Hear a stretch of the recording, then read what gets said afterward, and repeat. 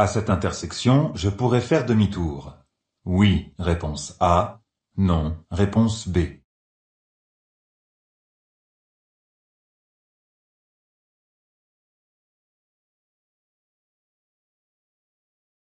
Quel est le rôle d'un carrefour à sens giratoire? De fluidifier la circulation en desservant plusieurs directions. Même si le symbole n'est pas fermé sur le panneau, il est toujours possible à un carrefour à sens giratoire de faire demi-tour. Bonne réponse A.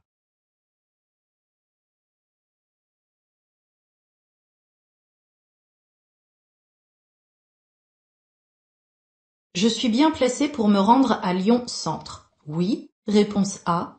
Non, réponse B. Je vais dans la voie centrale immédiatement. Oui, réponse C. Non, réponse D.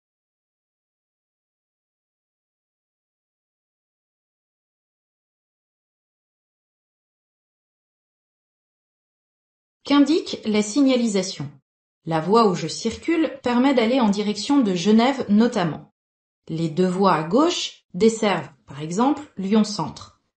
En circulation normale, je dois circuler dans la voie la plus à droite de la direction que je souhaite suivre. La voie centrale est la voie la plus à droite qui dessert Lyon Centre. J'attends qu'elle soit libre pour m'y engager. Bonne réponse B et D.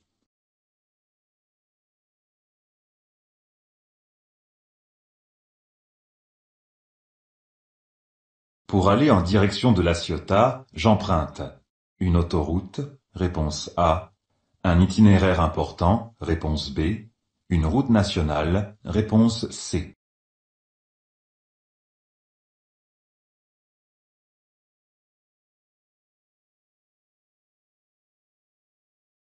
Comment connaître la nature de l'axe routier? La couleur des panneaux signale le type de route. Les cartouches au-dessus précisent la nature de la route.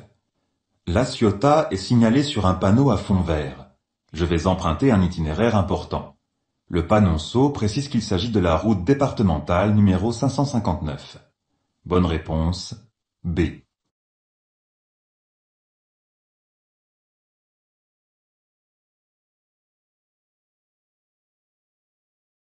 Je m'arrête, réponse A. Je passe avec prudence, réponse B. Je maintiens l'allure, réponse C.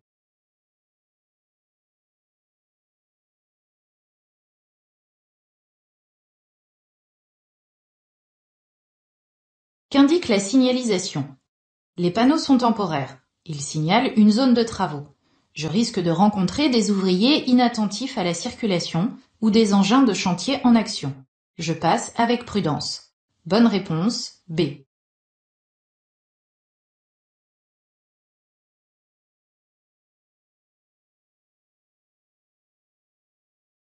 Ce panneau annonce une station de gonflage à la prochaine station-service. Oui, réponse A.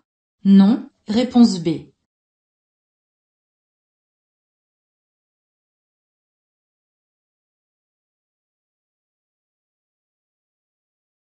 Qu'indique ce panneau? Une station de gonflage située en dehors d'une station-service et dont l'usage est gratuit. Bonne réponse B.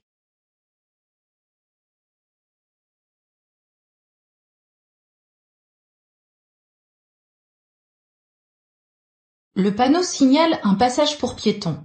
Oui, réponse A. Non, réponse B.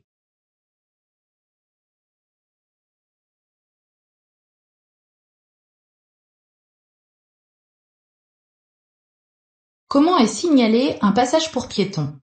Par un marquage au sol. Un panneau de danger peut aussi le signaler. Les panneaux ronds bordés de rouge signalent une interdiction. Celui-ci interdit aux piétons d'emprunter cette rue. Bonne réponse B.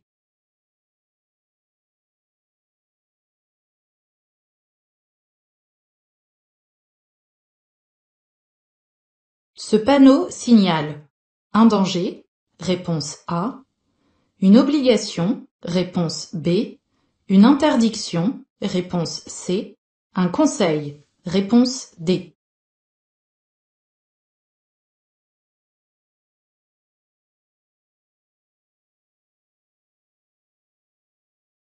Qu'indiquent les différentes formes de panneaux?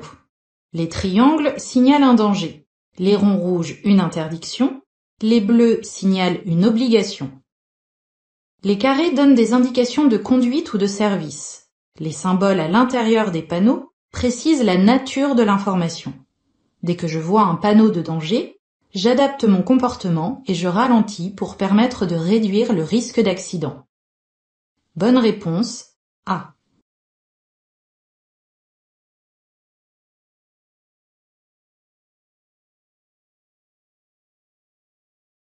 Ce panneau est affiché à chaque entrée d'agglomération. Oui, réponse A. Non, réponse B.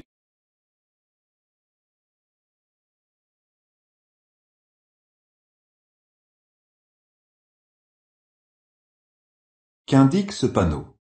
Il interdit l'utilisation du klaxon dans la rue et jusqu'à la prochaine intersection. En ville, je peux klaxonner uniquement en cas de danger imminent. Une voiture qui recule vers moi et qui ne semble pas m'avoir vu, par exemple. Ce panneau est donc rarement présent à l'entrée des villes. Bonne réponse, B.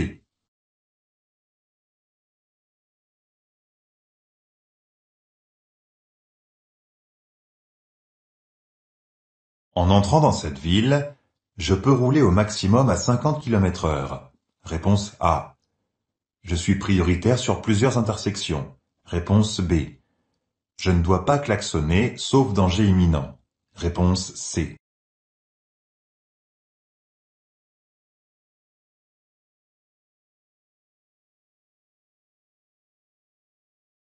Quelles sont les règles de base en agglomération?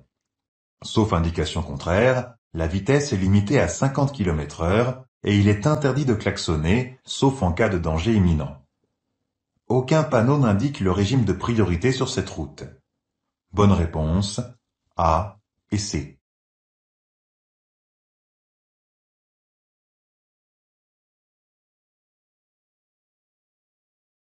Le marquage au sol indique une place de stationnement temporaire, réponse A, un emplacement de livraison, réponse B, un arrêt de bus, réponse C.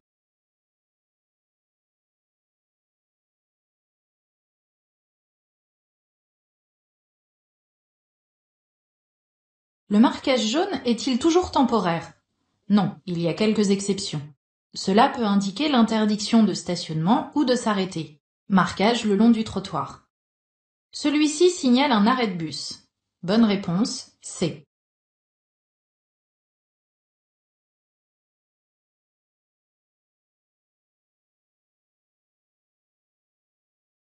Un litre d'huile de vidange usagée peut polluer une étendue d'eau.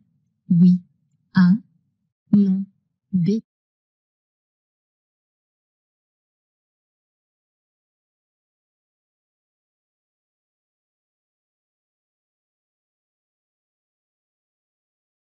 L'huile usagée est très nocive pour les nappes phréatiques et l'eau que nous consommons.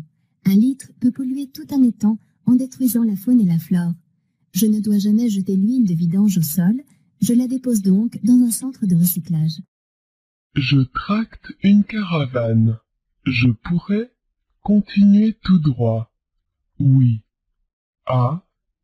Non. B. Tourner à droite. Oui. C. Non. D.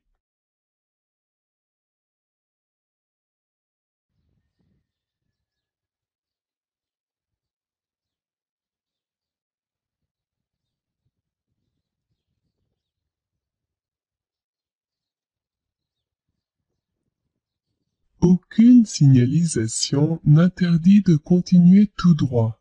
Le panonceau précise que l'interdiction de tourner à droite à la prochaine intersection concerne uniquement les véhicules de transport de marchandises, camions, camionnettes.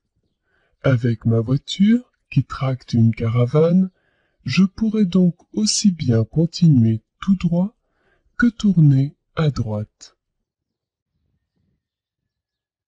Immédiatement à droite de la ligne discontinue, je peux m'arrêter. Oui. A. Non. B. Stationner. Oui. C. Non. D.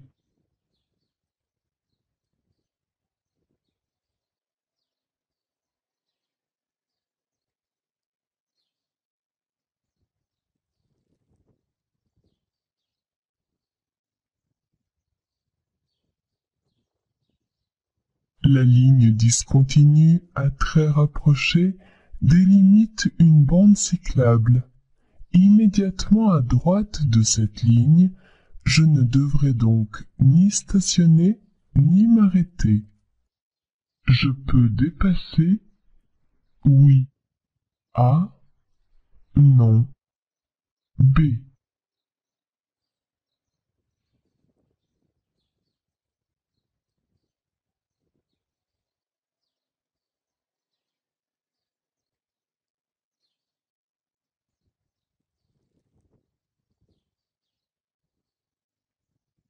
À l'approche de ce virage sans visibilité, une manœuvre de dépassement serait particulièrement dangereuse. En effet, elle m'exposerait à un risque de collision avec un véhicule qui viendrait en sens inverse. Je ne dois donc pas dépasser la camionnette. En cas de panne sur autoroute, il est préférable d'attendre le dépanneur, dans le véhicule, A, derrière la glissière de sécurité, B.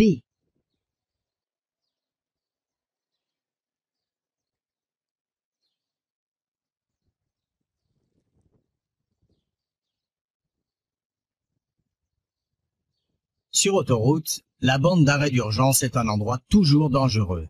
Le mieux est d'y séjourner le moins longtemps possible. En cas de panne, après avoir alerté les secours, j'attends le dépanneur de l'autre côté de la glissière de sécurité pour être à l'écart des dangers de la circulation. En France, le coût de l'insécurité routière s'élève à environ 8 milliards d'euros par an, A, 17 milliards d'euros par an, B, 33 milliards d'euros par an, C.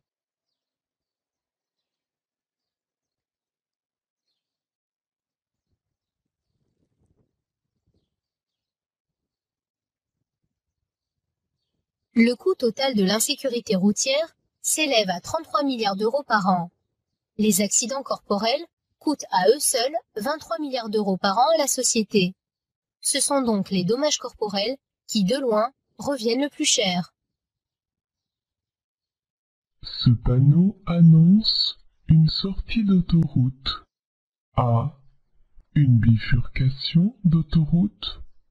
B.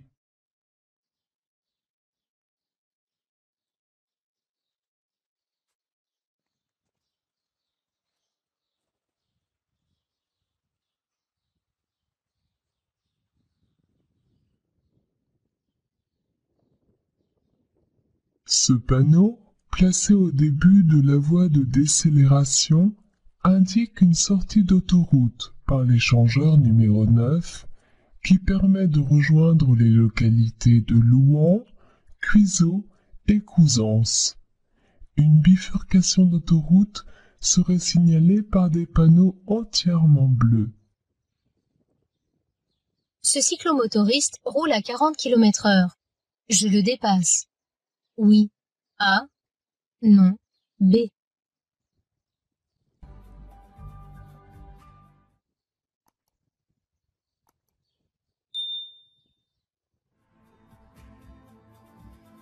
Hors agglomération, pour dépasser un véhicule à deux roues, je laisse un espace latéral d'au moins 1,50 m. En effet, ces usagers sont très vulnérables et risquent de faire des écarts. Des voitures arrivent en face. En laissant un espace d'1,50 m, il sera impossible de dépasser le cyclomotoriste sans risquer d'accrocher ses véhicules.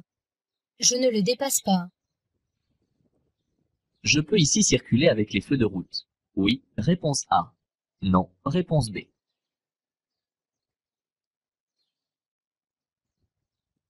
La nuit, quand il n'y a aucun éclairage public, que je circule ou non en agglomération, je suis obligé d'utiliser les feux de route, sauf si des usagers circulent devant moi ou en sens inverse.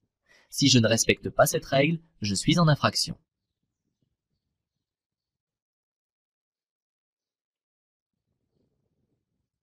Un pneu sous-gonflé adhère moins à la route. Oui. A. Non. B. Augmente les distances de freinage. Oui. C. Non. D.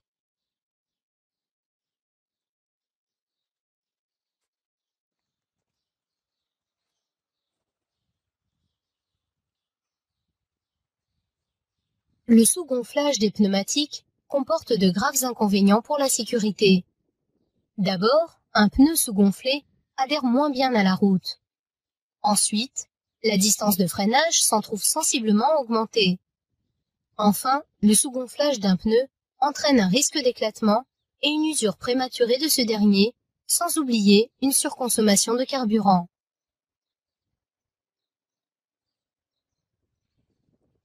Au bout d'un an, le permis de conduire d'un conducteur novice qui a suivi une formation traditionnelle est crédité de 8 points A, 10 points B, 12 points C.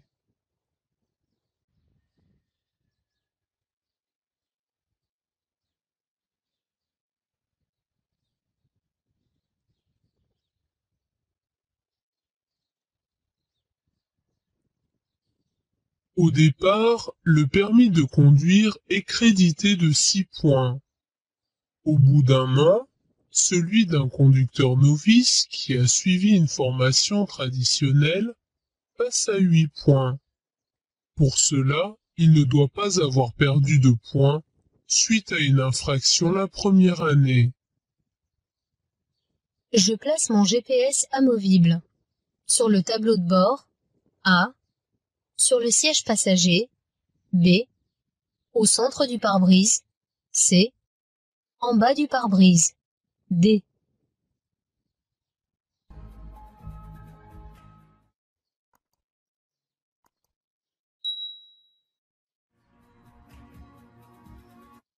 Un GPS amovible placé sur le tableau de bord masque les informations et risque de tomber.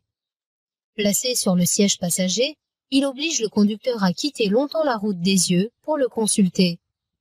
Je fixe donc mon GPS sur le pare-brise, hors de mon champ de vision direct, c'est-à-dire en bas à droite ou à gauche. Pour l'achat d'une voiture, en tant qu'éco-citoyen, les critères à privilégier sont la consommation de carburant A, le taux d'émissions polluantes B, la puissance du moteur C.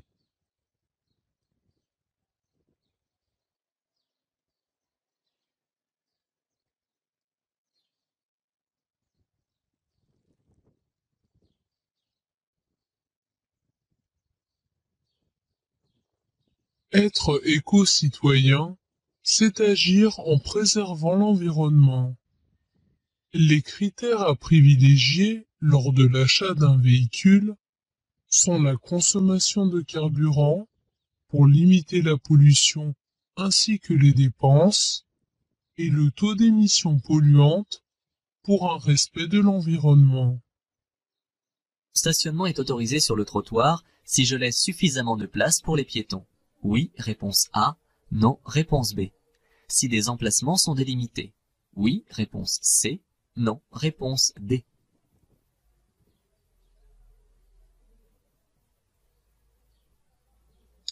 La circulation, l'arrêt et le stationnement sont interdits sur les trottoirs, même s'ils sont larges et qu'ils pourraient accueillir, comme ici, des véhicules sans gêner les piétons. Dans cette situation, il faudrait un panneau qui l'autorise, à défaut de marquage au sol difficile à peindre sur du gravier. B et C.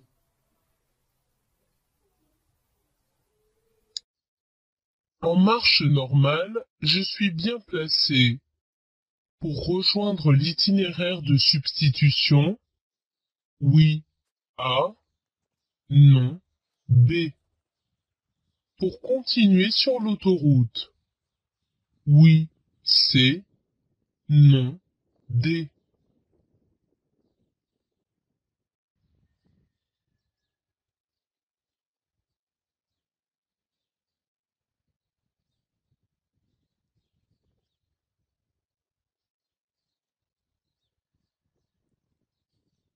La ligne à traits resserrés me dissuade d'effectuer un changement de voie trop tardif pour rejoindre la sortie.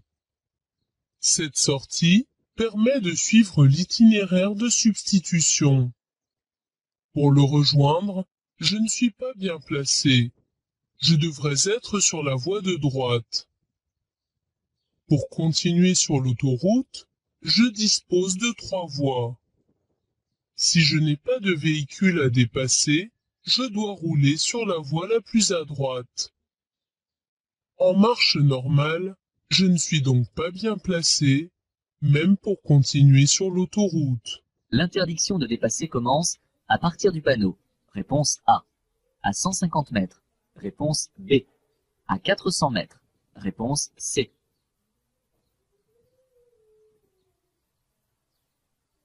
Lorsqu'elle n'est pas accompagnée d'un panonceau de distance, une interdiction prend effet à partir du panneau de prescription. Je peux terminer tranquillement un dépassement en cours sur les 400 mètres restants, mais je ne peux pas en commencer un à partir du panneau. Réponse A. La signalisation indique un virage à droite. A. Un virage à gauche. B. La suppression de la voie de gauche. C. Une interdiction de dépasser. D.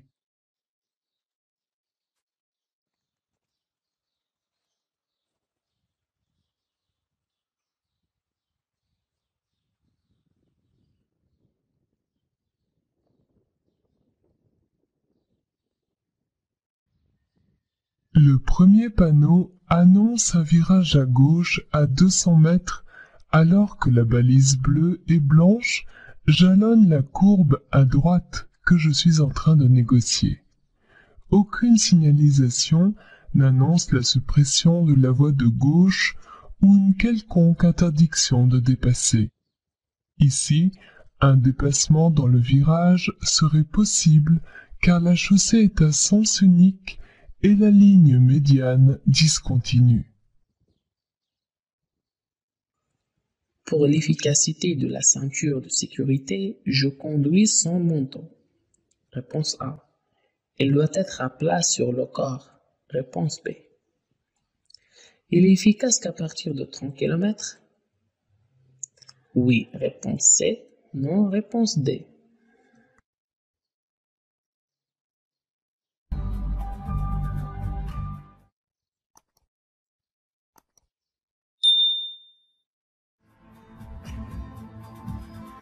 Alors, la ceinture de sécurité, donc oui, pour qu'elle soit efficace, il faut essayer de conduire sans menton.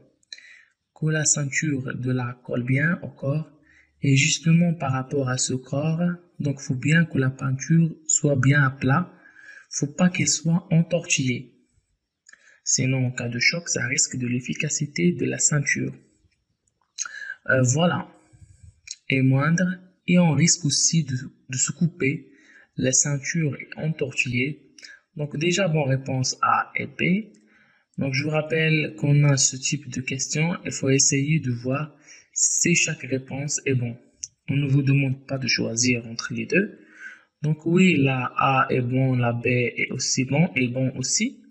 Alors, est-ce qu'il est efficace qu'à partir de 30 km/h? Ça veut dire qu'en dessous de 30 km/h, la ceinture, entre guillemets, de sécurité ne sert à rien. Donc bien sûr que c'est même en dessous de 30 km/h, la ceinture de sécurité sert, elle sert dès qu'on a une allure, dès qu'on avance quand même à 5 km/h. On se prend un mur, vous allez voir ça va vous faire très mal. On va être quand même projeté. Si on passe de 5 km/h à 0, qu'on va être projeté donc même en dessous de 30 km/h. La ceinture est bien sûr efficace, donc elle n'est pas efficace qu'à partir de 30 km/h. Donc P, en réponse A, B et D.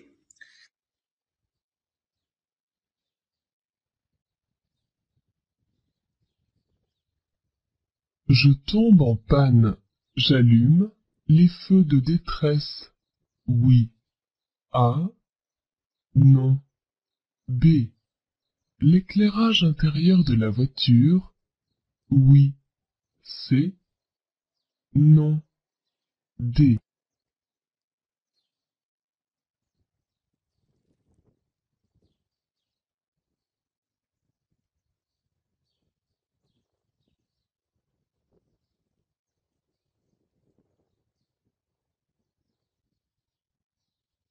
Mon véhicule tombe en panne à un endroit dangereux, car ici, je n'ai pas la possibilité de dégager la chaussée.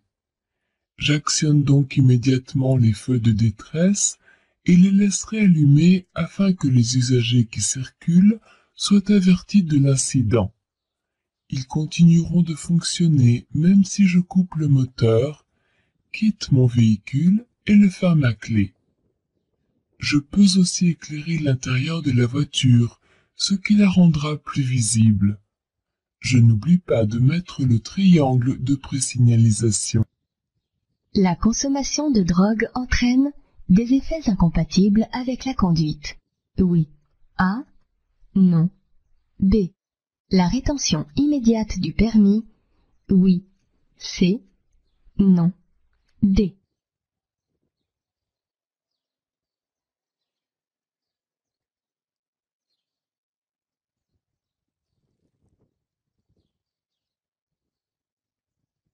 Les drogues entraînent des effets incompatibles avec la conduite.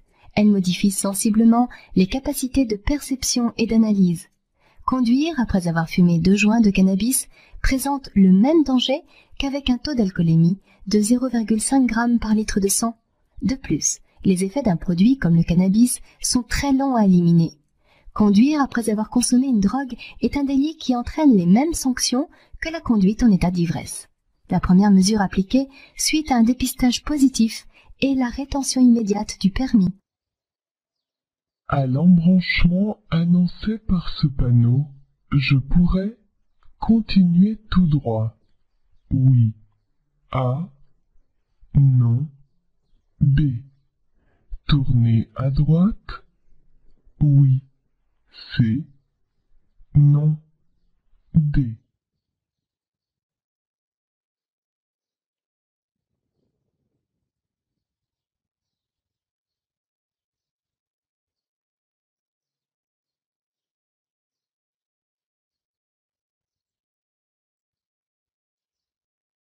Le panneau jaune temporaire annonce une déviation pour les véhicules de transport de marchandises de plus de 7,5 tonnes qui devront tourner à droite. Il ne me concerne pas. Je pourrais donc aussi bien continuer tout droit que tourner à droite. A. Non. B.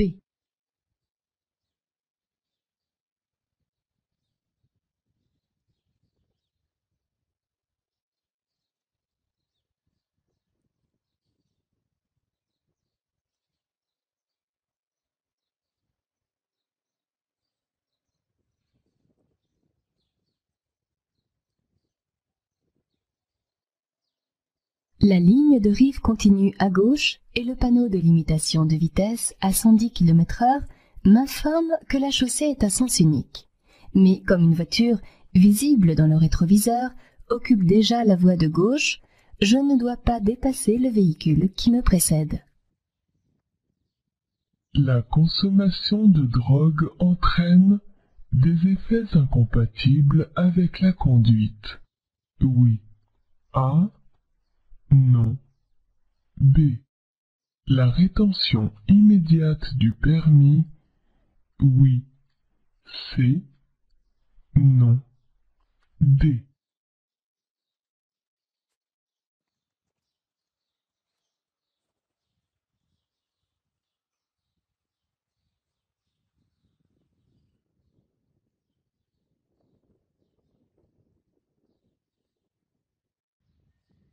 Les drogues entraînent des effets incompatibles avec la conduite. Elles modifient sensiblement les capacités de perception et d'analyse.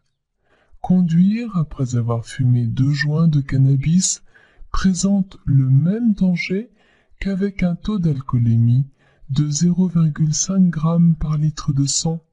De plus, les effets d'un produit comme le cannabis sont très longs à éliminer. Conduire après avoir consommé une drogue est un délit qui entraîne les mêmes sanctions que la conduite en état d'ivresse.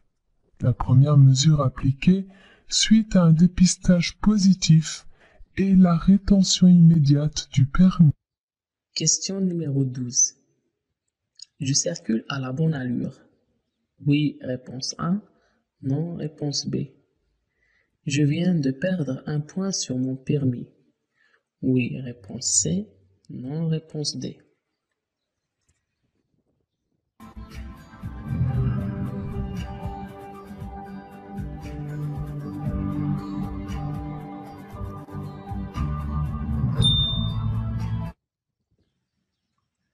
Alors, nous avons ici donc ce qu'on appelle un radar pédagogique.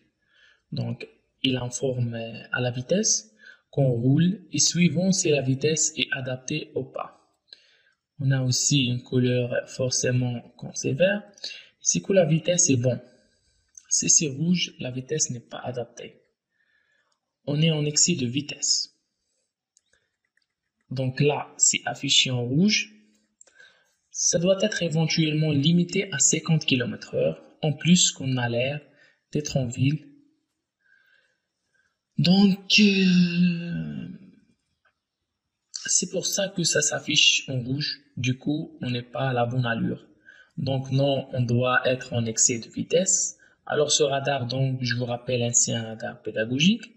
Ça nous informe plus que si jamais donc il y aurait réellement un vrai radar, on aurait perdu un point sur notre permis. Donc c'est un radar pédagogique. Il est juste là pour informer. Il n'est pas là pour punir. Donc non, je ne perds pas un point sur mon permis. Par contre, je risque de perdre un point sur mon permis si je continue à rouler à cette allure, s'il y a vraiment un vrai radar. Plus loin, oui, je perdrai un point sur mon permis si je continue à la même allure. Donc, bonne réponse. Donc, je suis à la bonne allure. Non, mais je ne perds pas de points puisque c'est un radar pédagogique. Il est là pour prévenir. P et D.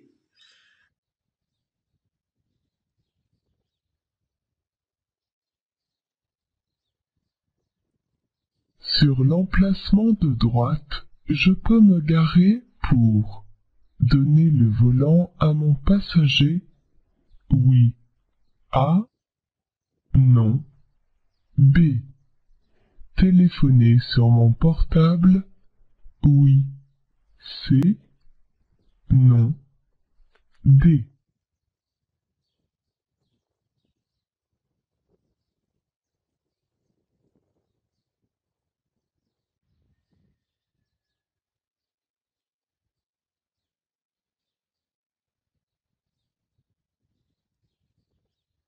Le panneau, complété du panonceau, signale la présence d'un poste d'appel d'urgence à proximité de l'emplacement de droite. Il n'y interdit ni l'arrêt, ni le stationnement. Sur cet emplacement, je peux me garer, aussi bien pour donner le volant à mon passager que pour téléphoner sur mon portable. En cas d'accident, grâce au poste SOS, je pourrais appeler directement les secours sans avoir à composer de numéro. Avant de quitter mon véhicule, je m'assure de la fermeture des vitres. Oui, réponse A. Non, réponse B. Du verrouillage des portes. Oui, réponse C. Non, réponse D.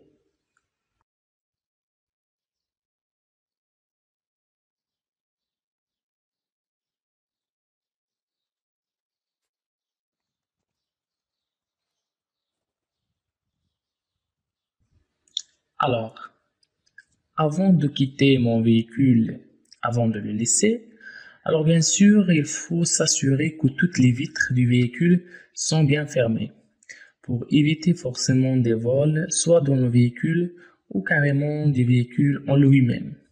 Et forcément, c'est la bonne fermeture, le bon verrouillage des portes aussi bien sûr. Donc, bonne réponse A et C.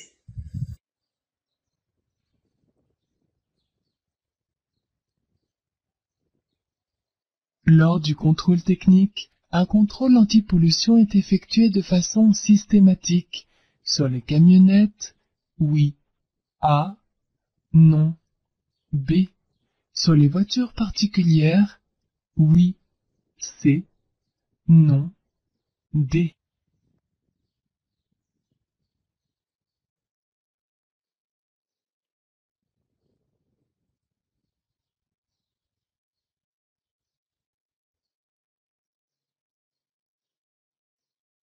Lors du contrôle technique, un contrôle anti-pollution est effectué de façon systématique sur les camionnettes comme sur les voitures particulières.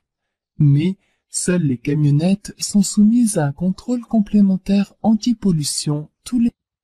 Les 12% d'automobilistes qui ne s'attachent pas représentent un tué sur 5. Réponse A. Un tué sur 10. Réponse B.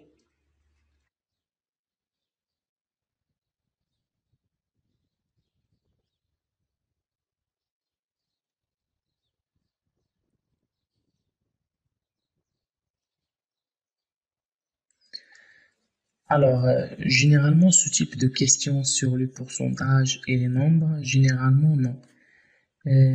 Si on hésite, il faut choisir donc le nombre entre guillemets. Le plus important, en fait, il pose ces questions-là pour un petit peu nous alerter, nous choquer.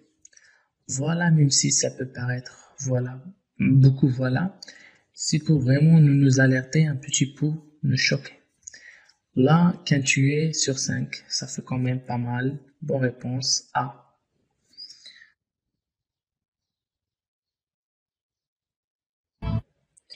Un stage de sécurité routière est obligatoire si un conducteur novice commet une infraction entraînant un retrait de 1 point, réponse A, 2 points, réponse B, 3 points, réponse C, 4 points, réponse D.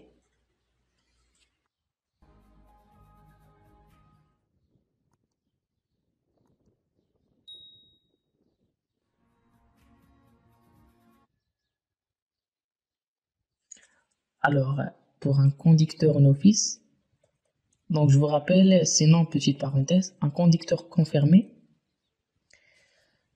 qui n'est plus genre permis, donc il effectue un stage comme bon lui semble.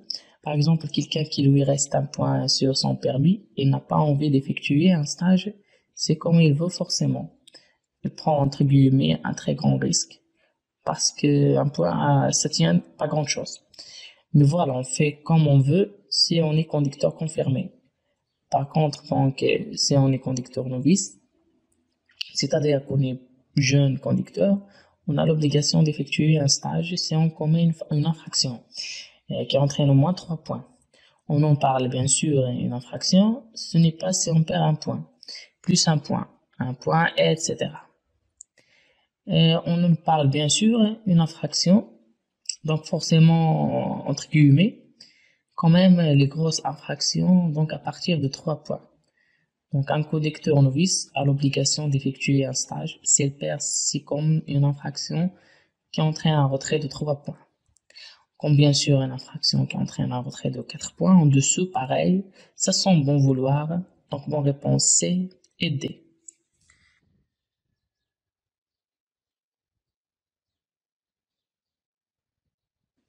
Ce motard a oublié d'éteindre son feu de croisement.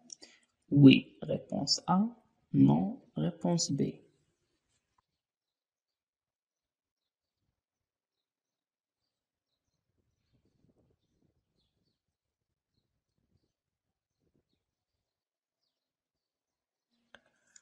Alors, ce qu'il faut savoir, c'est que les motards donc ont toujours leur feu de croisement allumé. Même en plein jour, pourquoi ça nous permet de les différencier par rapport aux véhicules ou voitures, par exemple, normaux. Si je vois, par exemple, je suis en train de conduire et je vois un feu derrière moi, tout de suite, je vais y prêter plus attention, car le véhicule forcément qui n'est pas allumé, donc comme ça, on arrive mieux à repérer. Donc ces motards, donc nous-mêmes les motards de jour, ils laissent leur feu de croisement allumé. Donc est-ce qu'il a oublié de l'éteindre? Donc bonne réponse B.